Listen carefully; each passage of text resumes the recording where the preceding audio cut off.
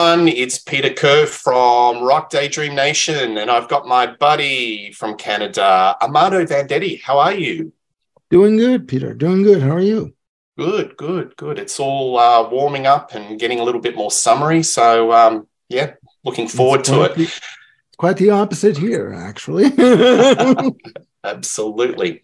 It's quite the opposite here, yeah. Today's show is something different. The show is called Excuse Me, That Melody's Been Taken. So we're talking about songs in the rock genre that are so similar to each other. You could probably scratch your head and say, well, was that lifted? We're going to pick 5 songs each, take it in turns. Armando, take it away. Excuse me, that melody's been lifted. What's your first pick? And yes, it has. And as I was saying to Peter before we started taping, I looked on I Googled it for lists of songs that were, have similar melody lines. And bloody hell did not Taylor Swift show up in every bloody list that I saw, right? So you can take away from that what you will. My first pick, this one, I'm going to do a bit of a switch up here. My first pick is from 2 songs. One very famous, I would say infamous, and another one that slightly obscure. There was a band in this from the US in the 60s called Spirit. They were a rock band, just psychedelic, somewhat psychedelic rock band. They released their, I believe it was their debut album in 1968, and on the album was an acoustic piece, just like 2 minutes and 52 seconds, something of that nature. It was it's a song called Taurus. A very lovely melodic acoustic piece of music. Well, they were in the news lately because they took Led Zeppelin to court, ladies and gentlemen, because they believed that Led Zeppelin lifted the acoustic guitar intro to Taurus and incorporated it into Stairway to Heaven. Mm-hmm. Now, to put that into context, ladies and gentlemen, Taurus's album was, pardon me, ladies and gentlemen, one cup of coffee and I'm all screwed up. Spirit's album was released in 1968. Led Zeppelin's 4th album, or Untitled, was released in 1971. And I must tell you, after listening to it at least about 3 times, there is a direct lift. Really? So, yeah. Yes, they were brought to court over this issue, over copyright issues. And miraculously, Led Zeppelin won the court case. So when the guitarist for Spirit heard Stairway to Heaven, he was asked in an interview what he thought about it. And he says words to the effect of, that's what you get when you get a band touring with you as support. Or when you. So there you go. That's my first choice. So what's your verdict? You're convinced it's a direct nick? Yes, it is a direct. There's no, ladies and gentlemen, there's no way around it. It's a direct lift. Yeah. And well, that got so much publicity. That was all over the news, and yeah, well, that's a great first pick, and more about Led Zeppelin shortly. Right. More on that later. More about that later. Yes. My first pick is going to be 2 hard rock bands. One are heavy metal legends, and one are sort of glam metal or hair band metal legends based on a debut from 1989. I'm talking about Guns N' Roses, Appetite for Destruction, and they're actually touring Australia at the moment. I'm going to be seeing them tonight. And a song called Paradise City. And I'm also talking about an album by Black Sabbath, Born Again, which had the once and done lineup of Ian Gillan, Geezer Butler, Bill Ward, and the great Tony Iommi. There's a particular song on this album called Zero the Hero. It's the most crushing, dirty, evil guitar lick. In fact, I'd say it's one of the most crushing Black Sabbath riffs ever. Mm-hmm. I love it. It's basically the star song on that album. You listen to Paradise City and it sounds exactly the same. And Slash has admitted it in an interview that he nicked it. So it comes to if you listen to the whole song structure, Paradise City versus Zero the Hero, there are differences. But when you've got the intrinsic riff, which is exactly the same, and it's that do-do-do-do, it comes down to that sort of category, excuse me, but that melody's been taken.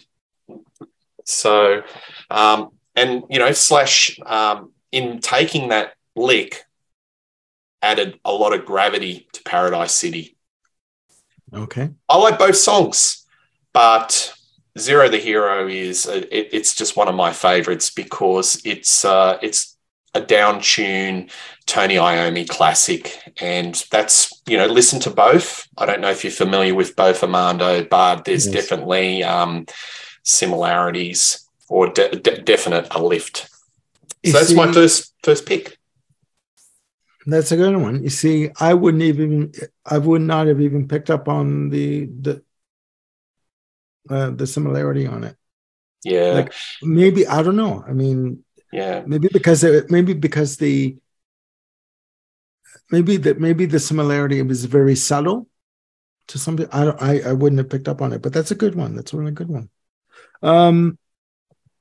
My next one, this was my number one, but I did a switch, and is the Kinks of a song called Picture Book from 1968. Yep. And pleasant song, very, very, almost sing-along type of a melody to it. And the vocals are very sort of spirited, very nice. And in comparison to a song from Green Day. Right. Called Warning from 2000. And when you hear both songs back to back, which I've done on all of these, you can hear the melody like on the bass, like the acoustic guitar intro and the bass intro. It is a direct lift. And given the fact that the Picture Book was released in 68 and Warning was released in 2000, it's a no-brainer. It's a direct lift. And we're not talking sampling, ladies and gentlemen, in this episode. We're talking a direct copy of a melody line. Yeah, and that's a good point, Armando. Like in this show, we're aware of hip hop and sampling. That's a completely different genre. We're not talking about that, but we're talking about a direct nick of a melody. Two different songs nicking the melody. Mm-hmm. So your opinion, you're very firm in listening to both. It's a direct nick. Definitely. It's a direct lift. It's a carbon copy. Cool. It's a direct carbon copy. So, yeah. All right. Yeah. I'm going to go a little bit poppy here and also hair metal. So there was a certain band that broke out in the late or mid to late 80s, a certain band from New Jersey called Bon Jovi. And they had a song called Living on a Prayer. Have you heard of that song, Armando? I do recall something of, I do remember that song with that title at some point in my teens, awkward teens, as it were. Yes. It was a hit around the world, UK number 4, US number 1. So, and then a year later, so that was released in 86. A year later, there was a ex-singer of the Go-Go's, Belinda Carlisle, who came out with a song called Heaven is a Place on Earth. Went to number 1 in UK, US #1, written by Rick Knowles and Ellen Shipley. And to me, it's chorus, melody, chorus, chord changes. The song is very similar. The melody sounds like it's a Nick if you listen to both. So my preference, I've always had a soft spot. It's a guilty pleasure for Heaven is a Place on Earth, probably more than the Bon Jovi one. Maybe it's because I don't mind the Go-Go's and Belinda Carlisle. But you listen to the song, the melodies, within a space of a year, it's just so similar. Listen to one after the other, and it is completely in the same wheelhouse. And I'm so surprised that there was no sort of lawyers at 10 paces. Because when you do it, when there are nicks like that last one with the Kinks versus the Green Day, you've got a space of 30, 40 years, and you think, people will forget about that song. Let's get away with it. Yeah. But this one was within a space of a year. Yeah, so, you're right. I'm surprised lawsuits were not filed and lawyers weren't flung about at 50 paces, at one another, but... But it's one of Peter Kerr's guilty pleasures. So when that Belinda Carlisle song comes on, the radio goes up. Probably the Bon Jovi song, radio goes down a little bit. But anyway, that's my number 2 pick. I think that's a bit of a lift. That's a good one. That's another one that I wouldn't. Now that I'm remembering the structure of Living on a Prayer and Heaven is a Place on Earth, I got to go back and listen to that now. Yeah. You sort of bring that up. Especially around the chorus and the bridge. Chorus melody, chorus chord changes. It's just... Okay. And in terms of guilty pleasures, I have a few Donna Summer albums in my collection, so don't worry about that. So, my musical tastes go off the map, right? So my third one is from a band called Killing Joke.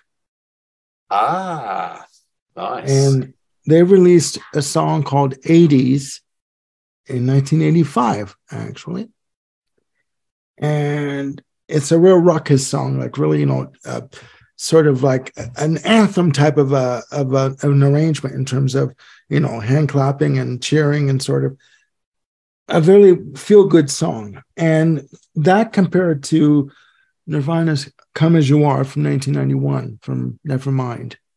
Massive album, on the charts for however many weeks. When I listened to both of them back to back, you cannot help but hear that there is a similarity from the intro of the guitar and the bass line to the rhythm of it. It's a direct lift. And in terms of, the tracks were released, 6 years apart. So, a lift, definite. 1001%. 1001. Well, I and in terms of preference, I prefer 80s over Come As You Are. Well, I've got something. Those two songs actually lift an earlier song. There was a song written by punk legends, The Damned, called Life Goes On, off the Strawberries album. And you listen to that, and that's definitely Nirvana. It's been cribbed by Nirvana and Killing Joke. So I'm aware of those three. And that's a really, really good pick. Okay, because I never heard the track you just mentioned. I just in researching, I heard the Killing Joke track 80s, and I know of Come As You Are. Obviously, everyone who hasn't lived in a cave for the last X amount of years knows of Nirvana, Come As You Are. Yeah. I prefer, and I've always liked Come As You Are. I'm not really a Nirvana fan per se, but I liked 80s over Come As You Are, just as a overall arrangement, just as an overall track. I thought it was fantastic. Yeah, well, personally, I like Life Goes On by The Damned. I think that's such an outstanding track. But yeah, look, that's a really good pick, and I wish I thought of that. I was, You got This one me. between the two of us, Nirvana, you're out. I'm sorry. You got me. Got me. Nirvana and Led Zeppelin. Oh, anyway, the next one. Okay. The next one, bit of an unusual one, is I'm going to pick The Cure off the Pornography album, 1982, and there's a song called The Figurehead. So this is a really, really strong album. This is in the part of the goth trilogy, very post-punk, very dark lyrics. Robert Smith wrote this. It was basically his usual template about guilt. He actually reckoned he wrote it based on a disused skull sculpture that he retrieved or discovered in a mental asylum doing tours. So that's as wacky an analysis of the song as you get. Mm-hmm. And on the other end of the spectrum, there's a band called the Pet Shop Boys off their Behaviour album. And there is a song called This Must Be the Place I Wanted Years to Leave. Listen to the melody line of both the Figurehead and the Pet Shop Boys, This Must Be the Place I Waited Years to Leave. And it's very, very similar. So on the Pet Shop Boys, you've got Johnny Marr playing guitar. Pet Shop Boys, this song is completely different. It's about a dream that Tennant had about being back in school. And I'm sure we've all had those dreams. Doing exams every day. Yes. Doing exams and wondering, what am I doing here? So, but listen to the melody. It's so similar. And even though it might be a slight different key, the melody line is very similar. So that's the Cure Figurehead and Pet Shop Boys, This Must Be the Place I Waited Years to Leave off the Behaviour album. Check it out. Okay. I will actually. I have a question for you. Within the song, like, how many bars are you allowed to, for example, I mean, we're not talking sampling, but I believe, how many bars are you allowed to use before it's considered, I guess, plagiarism? Like, is it like 8 bars? I'm not sure of that answer. I'm sure our viewers could come up with that, but it's got to be significant.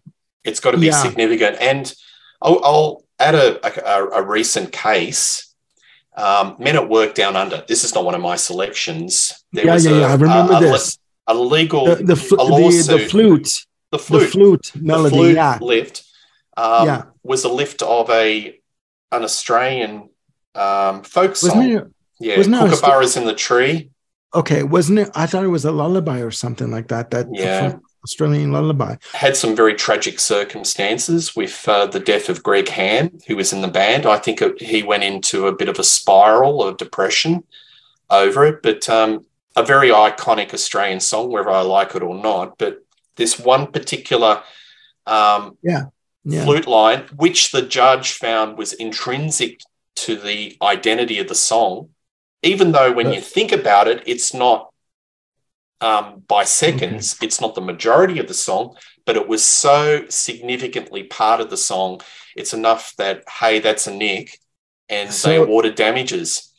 And this folk song went back 120 years. Maybe I've got the timing wrong, but it was a significant length of time.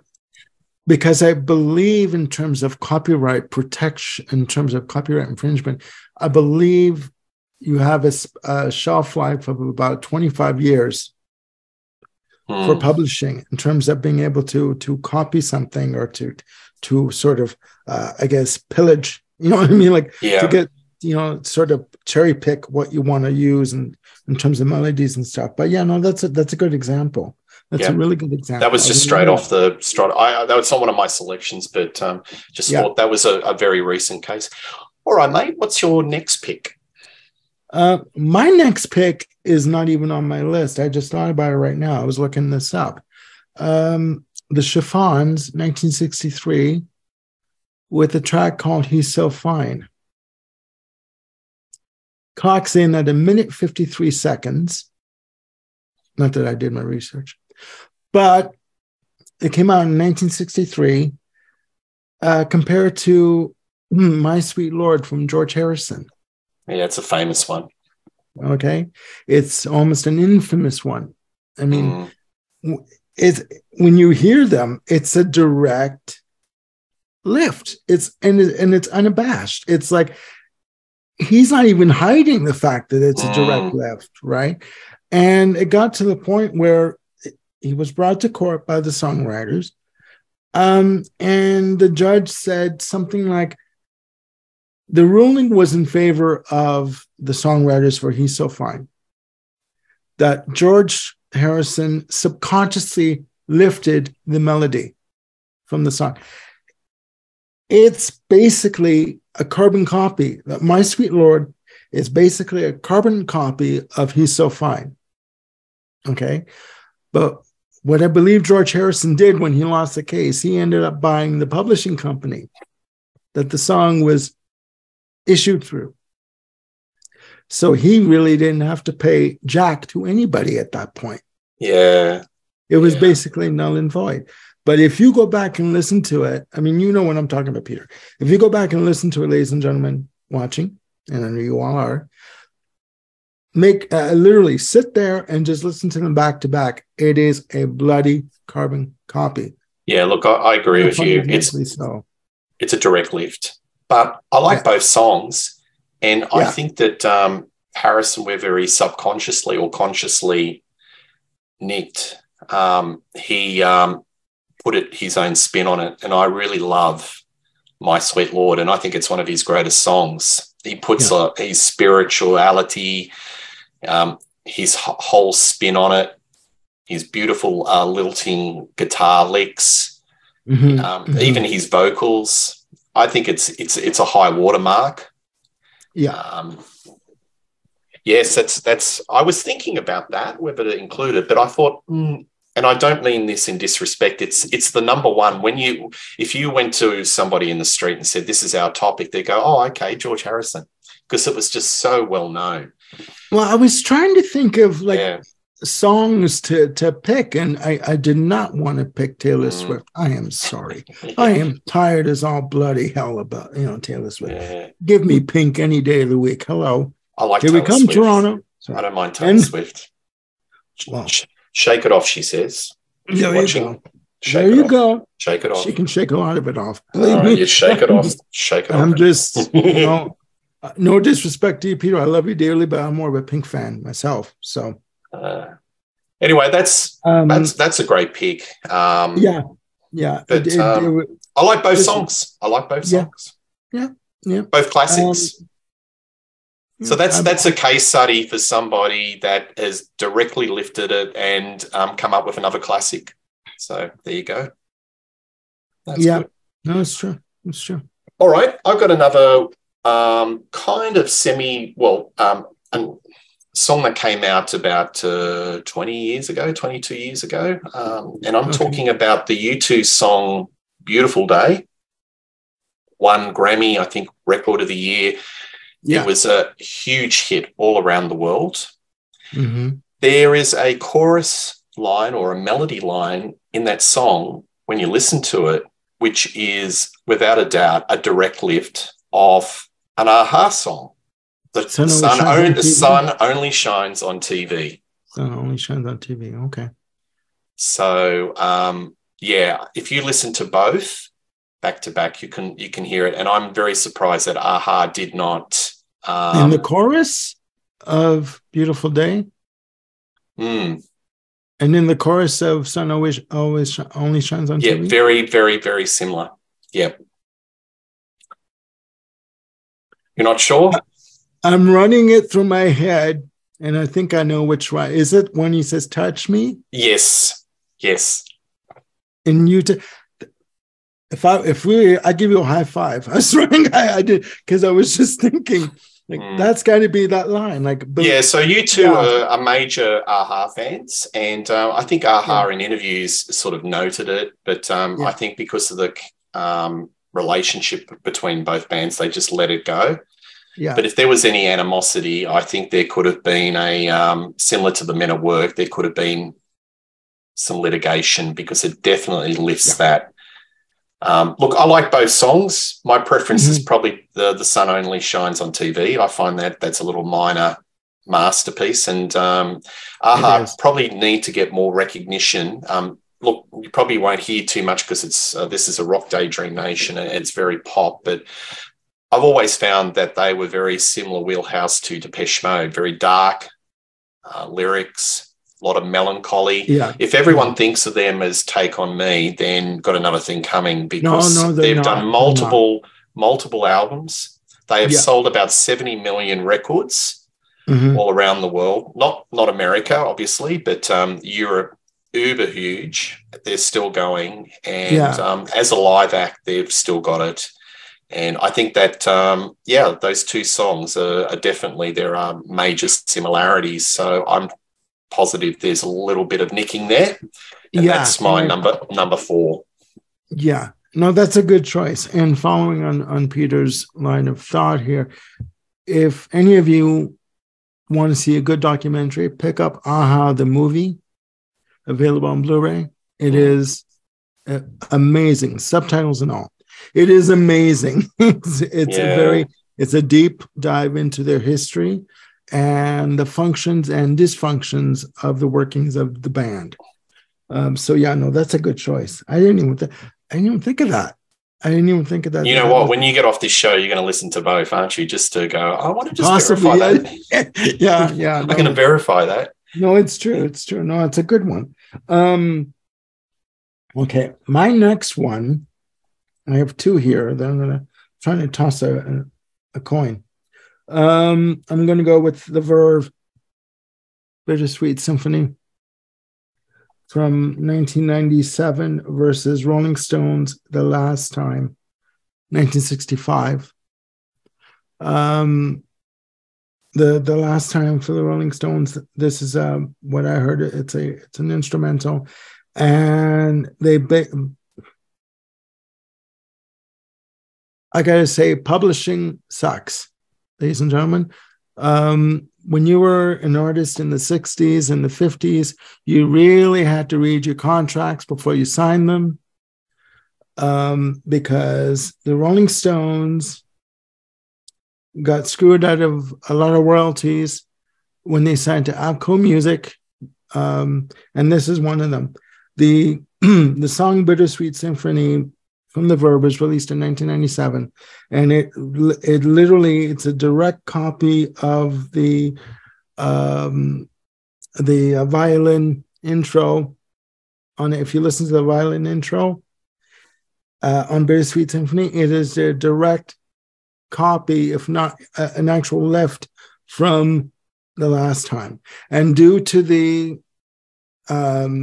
screw up with the contracts, publishing, the Rolling Stones manager at the time got all the royalties from Bitter Sweet Symphony. The Rolling Stones did not get a penny, and it was all due to litigate a screw up with the contracts that they signed through Avco Music. But if you listen to them back to back, it is a direct copy. That's a great example. That Bittersweet Symphony was a huge hit around the world, and the string line is integral to the whole identity of the song. It's the foundation of it. It's the foundation. You take the string line out of that song, then it's completely different. And probably not half the song that it was. The string line to that song makes the song.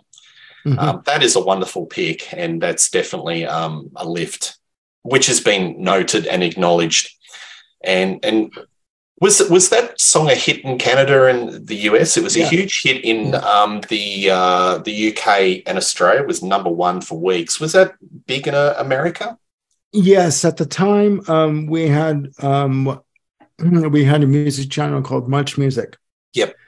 And the video for Bitter Sweet Symphony was in heavy rotation in 97. And it was a hit. It was known worldwide. In Canada, it was popular as well. And even the video clip where he's strutting down the street and bumping into people. Bumps into people, and that's a direct lift from Massive Attack, Unfinished Symphony. Same thing, where it's like a one take and she's walking down the street and bumping into people, but things pass her by. So But you gotta even the video is there's a bit of plagiarism.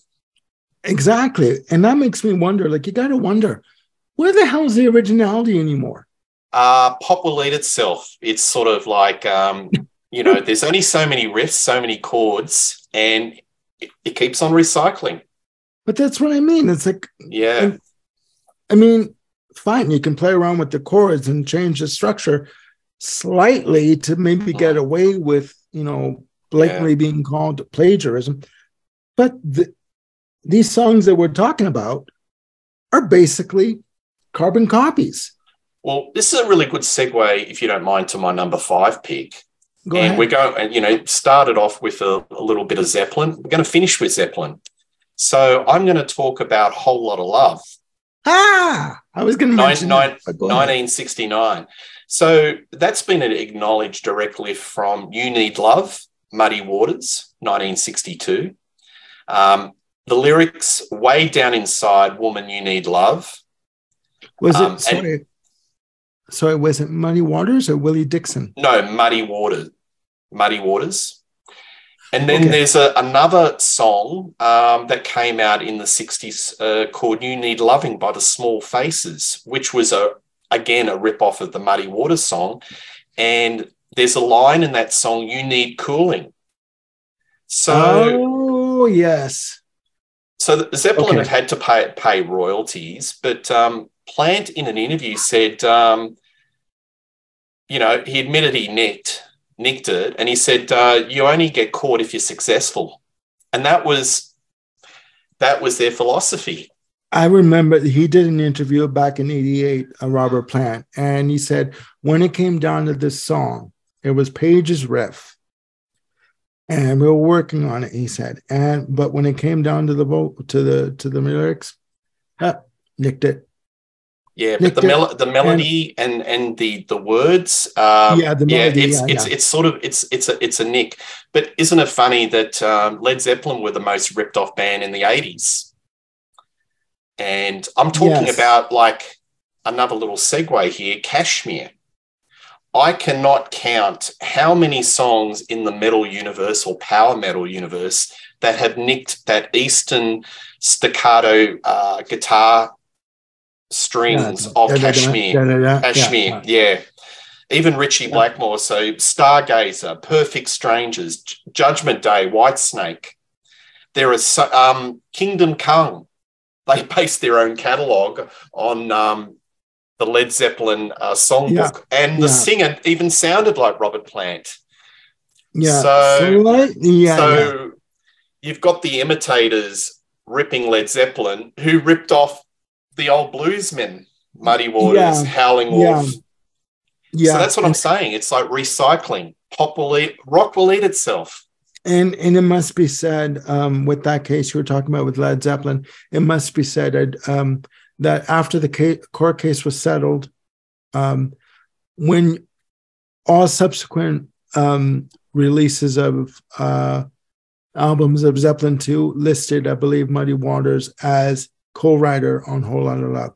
So they had to pay, I mean, obviously they had to pay royalties back royalties, but they were also given, they also had to give songwriting credit to Muddy Waters about regarding it. So it's all a circle. It's all a circle, ladies and gentlemen, and it never bloody ends. You know what I mean? Like it keeps going. It keeps going. My number 5. How can I launch this?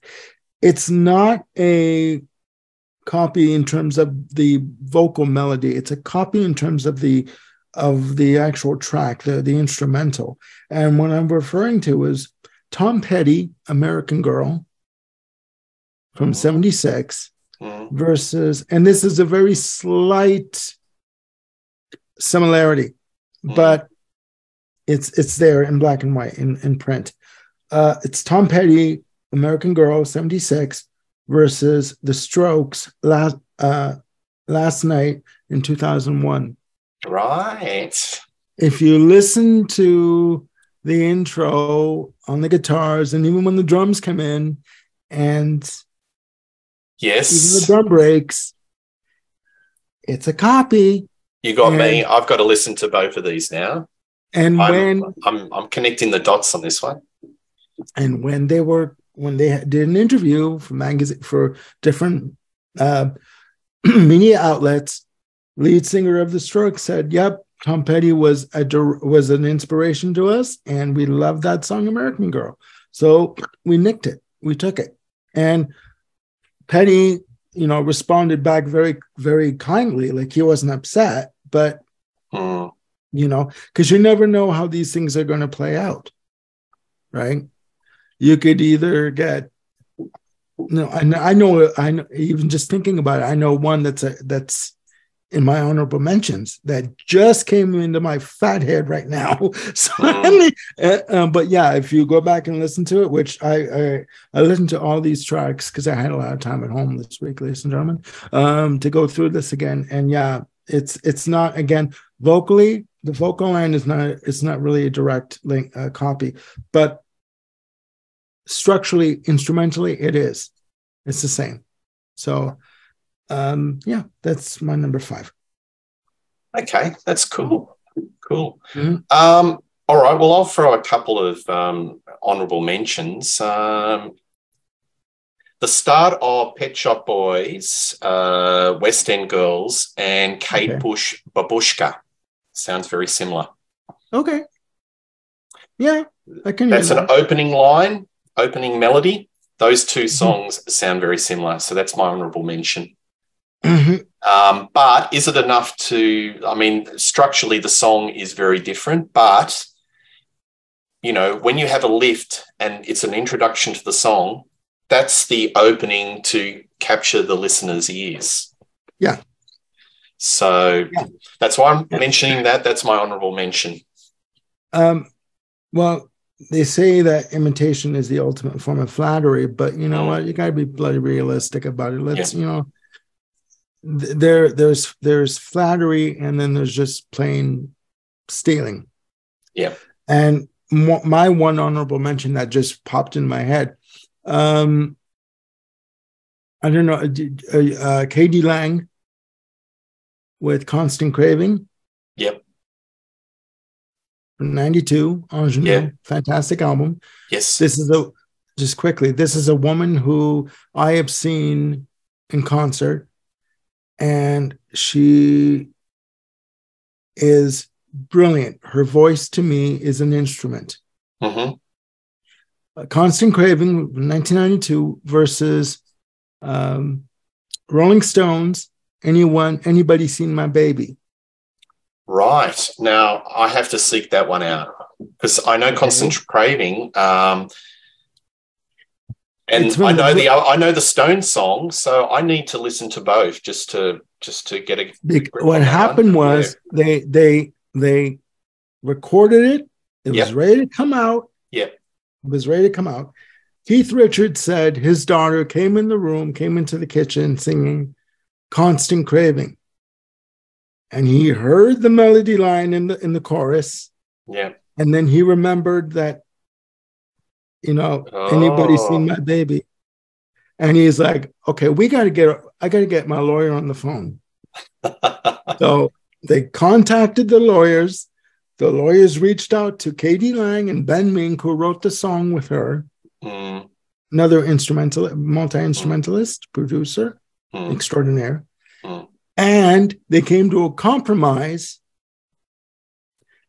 and from, I don't know if it was the first pressing or the second run, but K.D. Lang and Ben Mink have a songwriting credit on Anybody Seen My Baby.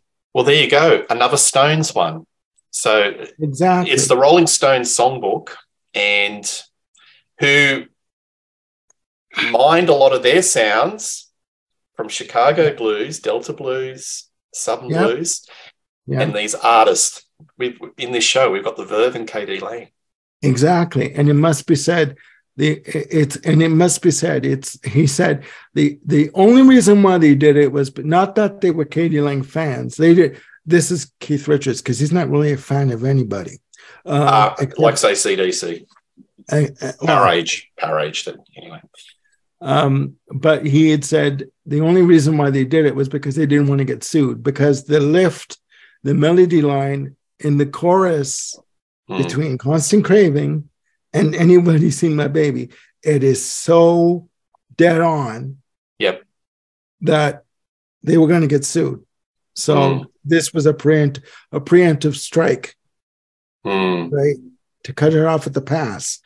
And it worked. I mean, she got the money, he got the money from the royalties, and you know, she went on saying she appreciated it that they did that. But it's unreal how many songs out there have the same melody line, like well, I'll keep saying it again. It's recycling. And that's what popular music's all about in rock and roll. There's only so many chords, and it's going to be recycling. Armando, as always, thank you. It's been a real fun show. Something that we don't normally talk about. We've covered so many genres: pop, rock, metal, country, blues. So, viewers, please tell me if you agree with our selections. Are there any song lists that we may have missed? I know there are thousands. Please put that down. Please like and subscribe to Rock Daydream Nation. I'm celebrating my 1-year anniversary and still going. So, you know, maybe just put some ideas for some future shows. Please like and subscribe. But one thing guaranteed, you'll see me and Armando putting a show in a couple of weeks, and we'll look forward to seeing you then. Cheers. Have a good day.